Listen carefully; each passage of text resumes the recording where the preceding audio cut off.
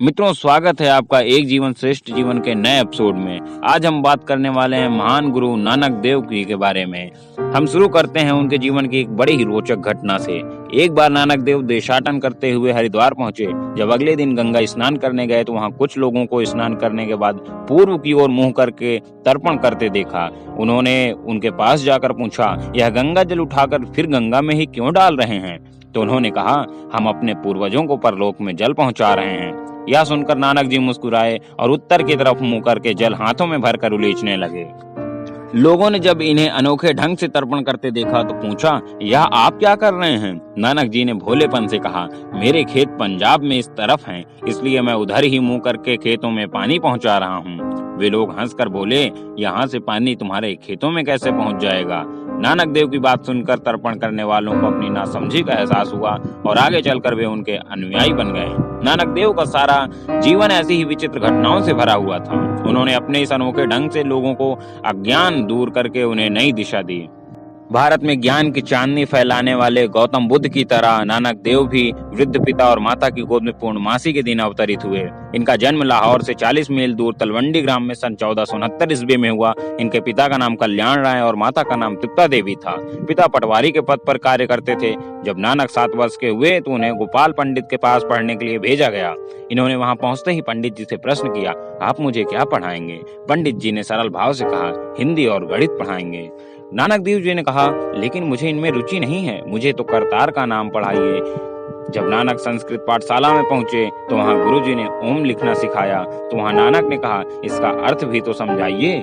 गुरुजी ने उन्हें बच्चा समझकर कहा, अभी तुम छोटे हो, इसका अर्थ समझ नहीं पाओगे। कहते हैं कि तभी इस बालक ने ओम की ऐसी व्याख्या कह सुनाई कि गुरुजी दंग रह गए। इसी प्रकार फारसी पढ़ाने वाले मौलवी के सामने चमत्कारी बातें करी तो लोग समझने लगे कि यह कोई साधारण बालक नहीं है। इनका मन खेल कूद में नहीं लगता था। जब अन्य लड़के खेलते थे तो एकांत में किसी पेड़ के नीचे बैठकर चिंतन मनन में लीन रहते।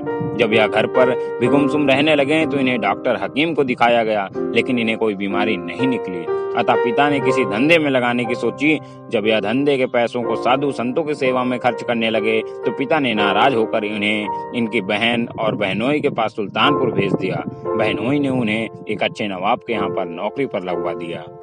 वहां रहते हुए नानक देव की साधु संतों की सेवा और बढ़ गई, जिससे उनकी प्रसिद्धि बढ़ने लगी। इनकी प्रसिद्धि को देख ईर्ष्यालुओं ने नवाब से शिकायत कर दी कि नानक आपका धन साधु लोगों को खुले हाथ से लुटा रहा है। नवाब ने उन लोगों की शिकायत पर नानक को नौकरी से हटा दिया, लेकिन जब हिसाब जांचा तो पाई पाई ठीक निकला। नवाब ने उन्हें फिर नौकरी पर आ जाने को कहा, लेकिन नानक ने इसे संसार के माया जाल में निकलने का सही अवसर माना और सन्यासी बनकर भ्रमण करने के लिए निकल गए।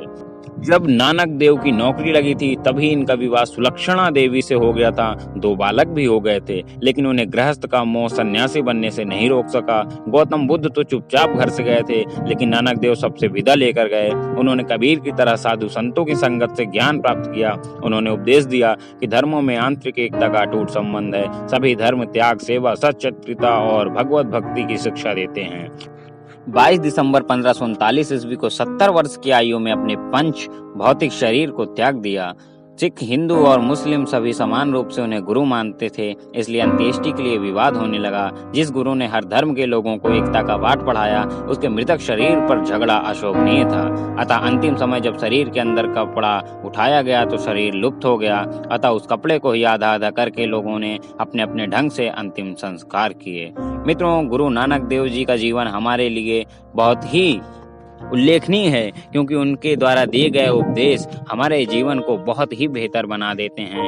हम उनका सम्मान करते हैं। जय हिंद, जय भारत। मित्रों, यदि वीडियो आपके लिए उपयोगी रहा हो तो इसको लाइक करना ना भूलें और चैनल को सब्सक्राइब कर बेल नोटिफिकेशन का आइकन ऑन कर दें, ताकि आपसे कोई भी वीडियो मिस ना हो।